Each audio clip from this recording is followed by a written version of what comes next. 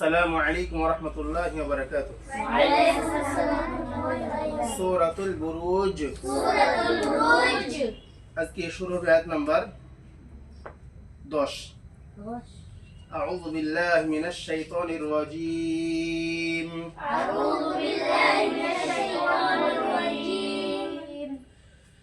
إن الذين فتنوا المؤمنين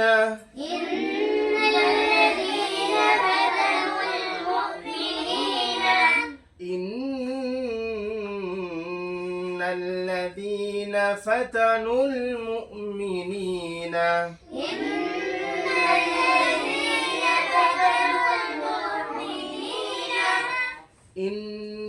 ইন্নাটা কি গুণ হবে? ওয়াজিব গুণ না। কখন ওয়াজিব গুণ না? মাশাআল্লাহ। রি টান হবে? কেন হবে? ইয়া মাদ্দা। মাশাআল্লাহ। ফাতানুল মু কেন পড়ছে এখানে?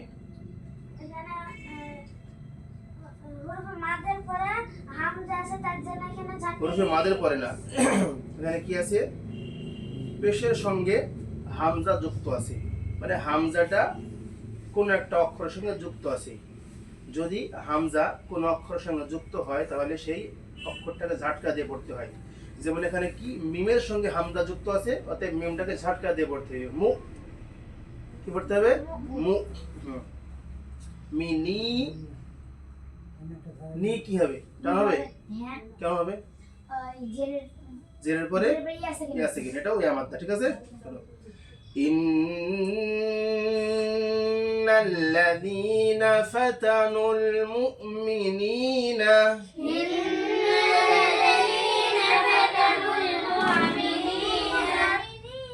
ওয়াল মুমিনাতি সুম্মা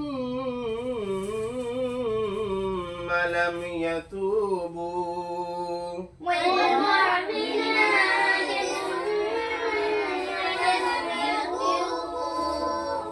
ওয়াল মু এখানেও ঝটকা দিয়ে পড়তে হবে। কেন? হামজা যুক্ত আছে।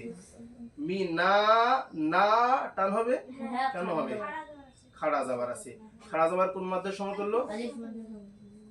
যারা জিজ্ঞাসা করো সে বলবে। ঠিক আছে। সুম্মা সুম্মা কি হবে? গুণ হবে? কেন হবে? ওয়াজিব গুণ না। কখন হয়? তানবিন অনুসারে তানবিন না, নুন ও মিমের উপরে তাসদীদ ও তার আগের অক্ষরে হারাকাত থাকলে নুন ও মিমকে একাধিক পরিমাণ গুণ সহকারে পড়তে হবে, যেটা শুরুতে বলা হলো। ঠিক আছে। ইন্না আর এই সুম্মা কি গুণ? ওয়াজিব গুণ না। লাম লামটা কি কায়দা হবে? দরবা শয়ব ফারাদ কিংবা তাহমিদ লাম, এটা মিম সাকিনের কায়দা। কিসের কায়দা এটা? মিম সাকিনের কায়দা। কটা কায়দা মিম সাকিনের? তিনটি। কি কি? ইজহারে শাফাবি, ইদগামে শাফাবি, ইকফায়ে শাফাবি। যদি মিম সাকিনের পরে মিম থাকে তাহলে মিম সাকিনকে এক আলিফ পরিমাণ গুণনা সহকারে পড়তে হবে, এটা ইদগামে শাফাবি। যদি মিম সাকিনের পরে বা থাকে তাহলেও মিম সাকিনকে এক আলিফ পরিমাণ গুণনা সহকারে পড়তে হবে, এটা হচ্ছে ইকফায়ে শাফাবি।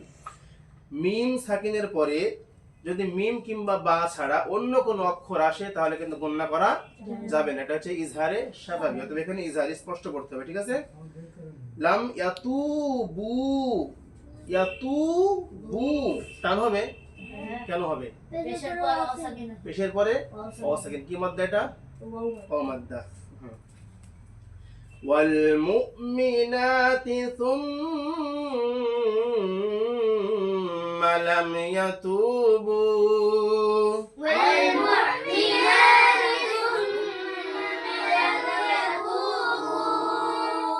فلهم عذاب جهنم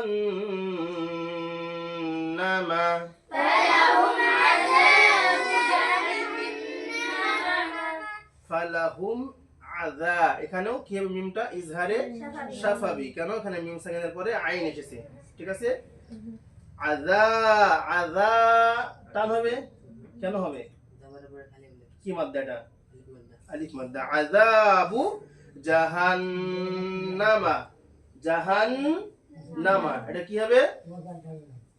কি গুণ হবে? এটা ওয়াজিব গুন্না, এটাও ওয়াজিব গুন্না। ঠিক আছে, তিনটে ওয়াজিব গুন্না পাওয়া গেল এখানে। ঠিক আছে, ফালাহুম আযাবু জাহান্নাম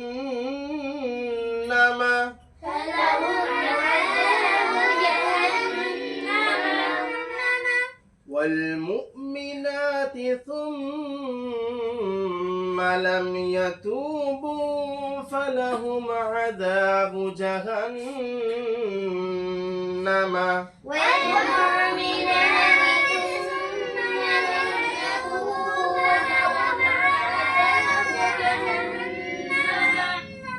ولهم عذاب الحريق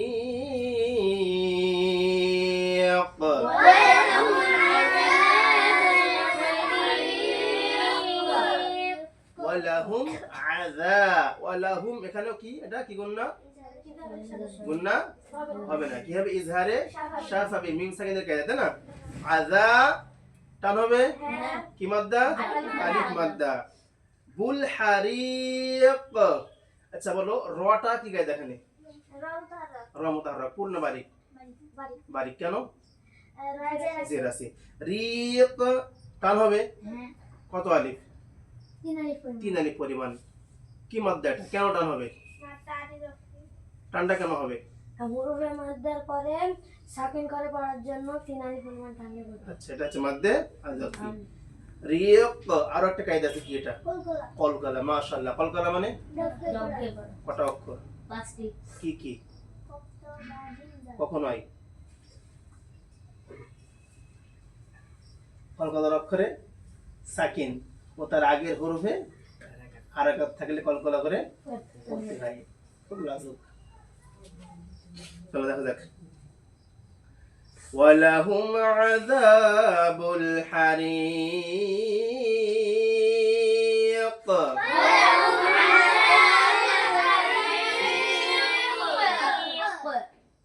তাহলে আজকে এই একটি আয়াত আমরা গ্রামার বা তাজবিদ সহকারে দেখলাম, এটা আমরা বাড়িতে প্র্যাকটিস করবো ইনশাআল্লাহ। আসসালামু আলাইকুম ওয়া রাহমাতুল্লাহি ওয়া বারাকাতুহু।